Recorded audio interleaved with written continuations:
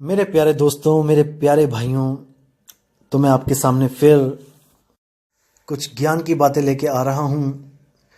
और आज मैं आपको जो विवेक देने जा रहा हूँ वो परम विवेक है।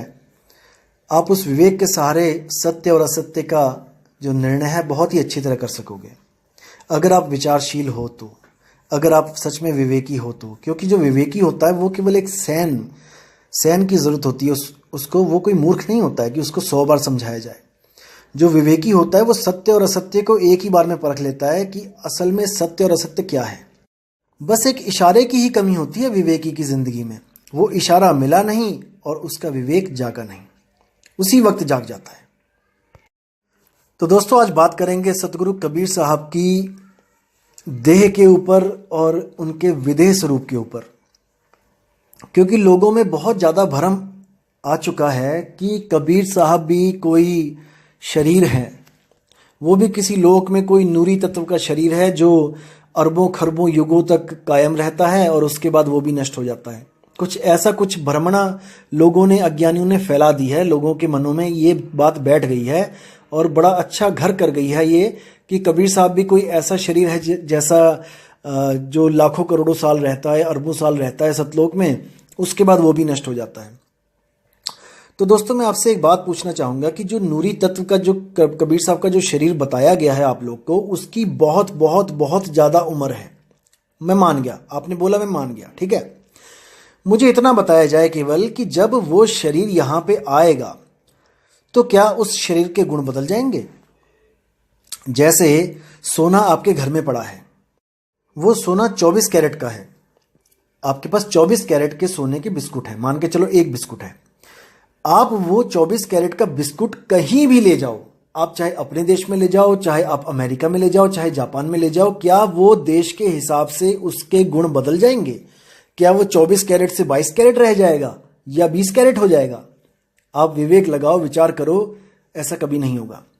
तो जब वही नूरी तत्व जो बोला गया, प्रकाश पुंज का जो तत्व कबीर साहब का बोला गया कि शरीर है, वो सतलोक में अरबों खरबों साल तक जीवित रहता है, उसके बाद वो खत्म हो जाता है। तो वो तत्व यहाँ 3 लोक में आने के बाद 120 साल में कैसे बूढ़ा हो गया? कैसे बाल सफ़ेद हो गए? कैसे बुजुर्ग हो गए? ये इसका जवाब आपको नहीं दिया जाएगा। आप पूछोगे भी तो आपको कोई नहीं बताएगा, क्योंकि इसका कोई जवाब नहीं होगा उनके पास। इसलिए दोस्तों, आपने खुद विवेक करना है, क्योंकि आप इतने भी मूर्ख नहीं हो कि हर बात आप किसी से पूछो। आपको परमात्मा ने बुद्धि दी है, आप भी तो कोई किसी काम लगाओ उस बुद्धि को। नहीं तो जानवर देख लो, जानवर बिना बुद्धि के घूम रहे हैं। भाई, आप जानवर तो नहीं हो ना, आप तो इंसान कैटेगरी में हो। आपको विवेक दिया है, बुद्धि दी है, इसीलिए दी है ताकि आप सत्य असत्य का निर्णय करो। इसलिए नहीं दी है कि आप छोटी छोटी बात भी किसी से पूछ के करो, क्योंकि अगर छोटी सी बातें भी अगर किसी से पूछ के करोगे तो आप उसके गुलाम हो गए, आप गुलामी में चले गए। आप अपनी बुद्धि को साइड में रख दिया है और दूसरे की बुद्धि से काम कर रहे हैं। अब दूसरे की बुद्धि जैसे आपको चाहेगी वैसे नचाएगी। इसलिए दोस्तों, अपनी बुद्धि पे विश्वास करो। परमात्मा ने आपको भी वो दात बख्शी है जो बाकियों को बख्शी है, क्योंकि वो कभी किसी के साथ भेदभाव नहीं करता। वो कभी किसी के साथ भेदभाव नहीं करता, लेकिन आपने कैसे बुद्धि को यूज करना है ये आपने देखना है। कितना विवेक आप जगा सकते हो ये आपने देखना है। मेरा काम है आपको विवेक देना और आपका काम है मेरे विवेक पे अपना विवेक लगाना। बस यही 2 काम है। मैं आपको विवेक दूंगा और आप मेरे विवेक पर अपना विवेक लगा के ये जानोगे कि सत्य क्या है और असत्य क्या है। बस इतना भी अगर आपने काम कर लिया तो वो सत्य आपसे दूर नहीं है। हाँ, ये सच है दोस्तों कि हमारे देश की ये विडंबना है कि हमारे देश में ऐसे ऐसे गुरु घंटाल आ गए हैं जिन्होंने भक्ति को मस्ती बना के रख दिया है। जो आपको तो बड़ी बड़ी बातें करेंगे, माया से दूर रहो, काम क्रोध से दूर रहो, और खुद उसमें लिप्त रहेंगे। आपको कहेंगे कि ज़्यादा पैसे दिमाग खराब कर देते हैं, और वही गुरु सत्संग करने के 5-5, 10-10 लाख रुपए और पता नहीं क्या क्या आपसे मांगेंगे। तो दोस्तों, ये सच में एक विडंबना है। इस प्रथा को हमने खत्म करना है, लेकिन 5 उंगलियां एक सी नहीं होती हैं दोस्तों। अब कोई कहे कि सब संत चोर हैं, सब संत डाकू हैं, तो भाई ऐसा भी नहीं है। कबीर साहब ने क्या किसी से मांगा? मुझे बताओ। वो तो क्या क्या कहते हैं, कहें कबीर कुछ उद्यम कीजिए, आप खाओ दूजों को दीजिए। वो तो कहते कुछ काम करो।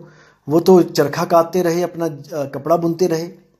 तो आप उनको उनके साथ शामिल नहीं कर सकते हो कि जो चोर उचक्के हैं, जो गुरु हैं, पाखंडी हैं। अब नानक साहब का लगा लो आपने, नानक साहब ने किससे क्या मांग लिया बताओ, कितने लोगों से चंदा इकट्ठा कर लिया बताओ। ऐसा नहीं होता। देखो वो समय कुछ और थे। उस समय कोई कारें नहीं थी, कोई बस नहीं थे, नानक साहब पैदल जाते थे। ठीक है, जो मिल जाता था, कोई सत्संगी सत्संग करते थे, जो ईमानदार होता था उसके घर खाना भी खा लेते थे वो, क्योंकि उन्होंने प्रचार किया। कहाँ कहाँ जाके प्रचार किया बताओ। अगर वो कोई नौकरी करते तो क्या वो प्रचार कर पाते? खेती बाड़ी करते थे तो क्या खेत वो सिर पे उठा के लेके गए थे क्या, कि वो खेती भी करते और प्रचार भी करते? देखो दोस्तों, समय के बदलने के साथ स्रोत भी बदल जाते हैं, इसको हमेशा समझना है दोस्तों। आज आपने मान लिया कि मुझे ज्ञान हो गया, ठीक है, और आज हमारे हाथ में मोबाइल भी है, इंटरनेट भी चल रहा है। आप अपनी ही बात लाखों लोगों को बता सकते हो यूट्यूब के द्वारा। दोस्तों आज बता सकते हो ना। अगर आज से 100 साल पहले आपको ज्ञान हो गया होता तो आप क्या करते होते बताओ। आज आपके मन में प्रचार करने का जो इच्छा प्रकट हो गई कि नहीं, जैसे बाकी लोगों को जो आत्मज्ञान होता है वो इस दुनिया को छोड़ के चले जाते हैं, लेकिन मेरे मन में आया कि मैं प्रचार करूं और मैंने यूट्यूब पे चैनल बना लिया। दोस्तों आज इसलिए बना लिया क्योंकि आज ये सुविधाएं हैं। अगर 100 साल पहले आपको ये आत्मज्ञान हो गया होता, आप समझ रहे हो मैं किसके लिए बोल रहा हूं, उन आत्मज्ञानियों के लिए बोल रहा हूं जो स्वयंभू आत्मज्ञानी बन जाते हैं। तो अगर उनका 100 साल पहले अगर उनको आत्मज्ञान हो गया होता और वो लोक कल्याण के लिए निकलते घर से, तो दोस्तों वो क्या करते आज बताओ। आज तो अपना बिजनेस है, पैसा आ रहा है, यूट्यूब भी है, चैनल भी है, लोगों तक बात भी पहुंच रही है। अगर 100 साल पहले वो करना चाहते प्रचार तो कैसे करते? क्या वो घर से बाहर नहीं निकलते? अगर वो नौकरी भी करते, बिजनेस करते और प्रचार करते तो कितनी दूर चले जाते? रोज उनको घर वापस आना पड़ता शाम को, क्योंकि सुबह उन्होंने दफ्तर भी जाना है। आप सोचिए दोस्तों, क्योंकि सोचने में टैक्स नहीं लग रहा है, सोचने में पैसे नहीं लग रहे हैं। आप सोचो केवल कि आज आपको अगर कोई अच्छा लग रहा है कि वो प्रचार कर रहा है और कुछ ले भी नहीं रहा है, बहुत अच्छी बात है कि कुछ नहीं ले रहा है, अच्छी बात है। ये क्यों नहीं ले रहे हैं ये भी मैं आपको बताऊंगा। तो अगर आप उस वक्त प्रचार करना हो आपने, जब सुविधाएं नहीं थी, तब आपको घर बार छोड़ना ही पड़ता, वरना आप ज़्यादा से ज़्यादा 10 किलोमीटर, 20 किलोमीटर, 30 किलोमीटर से आगे नहीं निकल पाते। समझने वाली दोस्तों बात है। और अगर बाबा नानक की तरह आप प्रचार करते गली गली, शहर शहर घूम के, तो आपको पैसों की जरूरत पड़ती। ऐसा नहीं है कि नहीं पड़ती। तो पैसा कहाँ से आता? या तो आप खुद अपना कमाते 5, 7, 10 साल, और जो इकट्ठा होता उसको खर्चते, और मेरे ख्याल से वो 2, 3, 5 साल में वो भी खर्च हो जाता पूरा, क्योंकि आप जब कमा के दोबारा नहीं कमाओगे तो जो इकट्ठा किया वो खत्म हो जाएगा। तो उसके बाद एक ही जरिया रह जाता है कि आप सेवा लो, अपने लिए मत लो। कबीर साहब ने इसको भी बोला है कि सेवा किस तरह की होनी चाहिए। कबीर साहब कहते हैं, मर जाऊं मांगू नहीं अपने तन के काज, परमारथ के काज में मोहे न आवे लाज। इस वाणी को आपने समझना है कि वो गुरु त्याग देने योग्य है जो अपने लिए पैसा मांगता है। समझ रहे हैं? जो परमार्थ के लिए मांगता है उसके लिए कोई भी हम गलत शब्द नहीं बोल सकते। जैसे आज तो आपको लग रहा है कि आज मेरे पास अच्छा पैसा आ रहा है, मेरे पास सब कुछ है, मुझे कोई ज़रूरत नहीं है, इसलिए आप बड़ी बड़ी बातें कर रहे हो। लेकिन अगर आप सच में प्रचार करना चाहते हो तो जरा इस YouTube चैनल को बंद करके एक बार बाहर निकल के देखो, तब आपको बहुत अच्छी तरह समझ आ जाएगा कि जिन संतों को आप बड़े आराम से पाखंडी और पता नहीं क्या क्या बोल देते हो, कितनी मेहनत करते हैं वो एक एक जीव को सही रास्ते पे लाने के लिए। लेकिन पंखे के नीचे बैठकर, एसी में बैठकर YouTube चैनल के आगे वीडियो बनाना बहुत आसान है। संतों को गालियां देना बहुत आसान है। संतों को मूर्ख बोलना बहुत आसान है। आप देखोगे कि कई YouTube चैनल तो ऐसे ऐसे हैं जिनके जो नाम है वो भी सतगुरु कबीर साहब के दिए हुए नाम यूज कर रहे हैं। जैसे नी अक्षर नाम, निशब्द नाम, अबोल नाम, अकह नाम, और पता नहीं कौन कौन से। मतलब जो कबीर साहब ने आके बताया इस दुनिया को कि वो नी अक्षर है, वो अकह है, वो अनाम है, उनको ही कह रहे हैं लोग कि वही नहीं जानते उसके बारे में। जो अक्षर जो नाम कबीर साहब ने आके यहाँ बताए दुनिया को। सारी दुनिया नाम जप रही थी तो उन्होंने कहा वो अनाम है। सारी दुनिया कहने वाले नाम में फंसी हुई थी तो उन्होंने कहा वो अकह है। सारी दुनिया अक्षरों में फंसी हुई थी तो वो कहते वो नी अक्षर है। और उन्हीं का ज्ञान लोग अपने अपने YouTube चैनल बना के बैठ गए हैं और अपनी कोई चीज नहीं है उनके पास। नाम तक कबीर साहब के दिए हुए अक्षरों का बना रखा उन्होंने और ज्ञान ऐसे बताते हैं जैसे उनके जैसा कोई ज्ञानी नहीं है। कबीर साहब को, नानक साहब को गालियां देते हैं, मूर्ख बोलते हैं, अज्ञानी बोलते हैं, हमें फंसा दिया बोलते हैं। अरे भाई, उन्होंने कैसे फंसा दिया? आप क्यों आए सतलोक से यहाँ पे? अगर आप ये मानते हो कि सृष्टि रचना सतलोक वाली ठीक है तो आपकी गलती है कि आप वहां से आए। क्यों आए भाई? वो तो आपको वापस वहां ले जाने के लिए बोल रहे हैं। उन्होंने कब कहा कि यहीं फंसे रहो, 84 में फंसे रहो? उन्होंने तो कभी नहीं कहा आपको कि यहां फंसो। वो तो कह रहे हैं कि जहां से आया तू वहां वापस चला जा। लेकिन आपको ही समझ में नहीं आ रहा तो भाई वो फंसाने वाले कैसे हो गए? कोई इसका जवाब दे मुझे। वो तो यहां तक बता रहे हैं आपको कि भाई तुम गलत रास्ते मत चले जाना। कर नैनो दीदार महल में प्यारा है शब्द को पढ़ो। उसमें उन्होंने साफ लिखा है कि सतलोक में सतपुरुष बन के बैठा है वो, अलख लोक में अलख पुरुष बन के बैठा है, अगम लोक में अगम पुरुष बन के बैठा है, अनामी लोक में अनामी पुरुष बन के बैठा है। अब आप सोचोगे कि शायद वहां पे कोई ब्रह्म अलग अलग बैठा है। दोस्तों, ये बहुत बड़ी भूल है। ब्रह्म अलग अलग नहीं है, ब्रह्म एक ही है। ब्रह्म एक ही है जो सारे ब्रह्मांड का, चाहे वो कोई भी लोक क्यों ना हो, उसका मालिक वही एक ब्रह्म है।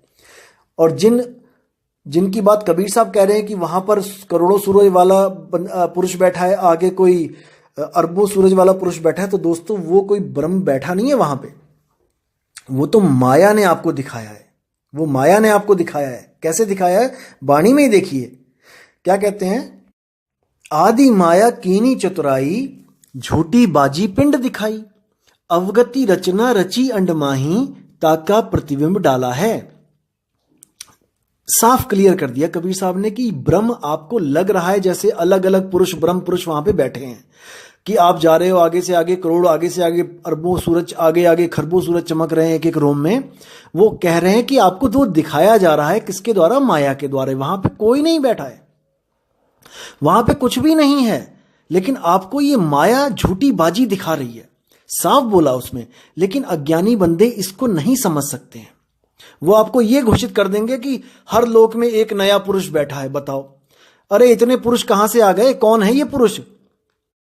4-5 पुरुषों के नाम तो आपको कबीर साहब की वाणी से बता देंगे कि अलख पुरुष वहां बैठा है, अकह पुरुष वहां बैठा है, अगम पुरुष वहां बैठा है, और सतपुरुष वहां बैठा है, अनामी पुरुष वहां बैठा है। और आपको कहेंगे कि अनंतों पुरुष हैं। अरे तुम नाम तो बताओ, 100 नाम बता दो पुरुषों के। जब 4-5 तुमने बता दिए कहानी में पढ़ के, कबीर साहब की ग्रंथों में पढ़ के, तो तुम बाकियों के पुरुषों के नाम तो बताओ।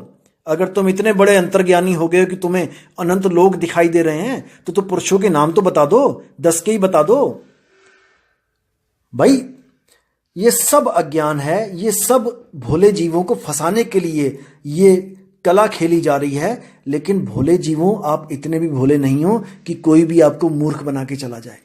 अपनी बुद्धि को हमेशा खोल के रखो, हमेशा सत्य और असत्य को परख करो। हर वाणी का मतलब आपको समझाया जाएगा, एक एक पहलू को खोल के बताया जाएगा। आप बिल्कुल चिंता ना करें, बस आप अपना विवेक जगाए रखें ताकि आप लुटे ना। मैं नहीं चाहता कि एक भी जीव यहां से लुट के जाए। मैं कभी नहीं चाहता। आप ही लोग का भाई हूं दोस्तों, एक पैसा भी नहीं लेता मैंने खुद 8 साल प्रचार किया है और आज तक मैंने किसी से अपने लिए एक पैसा नहीं मांगा है, क्योंकि सत्य ज्ञान की कोई कीमत नहीं होती दोस्तों, बिल्कुल फ्री होता है वो। लेकिन उसकी कीमत होती है भाव की। ये भाव बहुत जरूरी होता है दोस्तों, क्योंकि बिना भाव के आप समझ लो कि आप किसी को लूट रहे हो, आप किसी को धोखा दे रहे हो। याद रखना दोस्तों, जब तक आपका अंतर मन और आपका बाहरी मन जब तक एक नहीं हो गया, जो आप बाहरी मन मतलब जो आपका व्यवहार दिख रहा है, जो आप दिखाना चाह रहे हो, और आपका वही सेम व्यवहार अगर आपके अंतर मन में नहीं है, तो आप कपट कर रहे हो दोस्तों। इसी को कपटी बोला जाता है।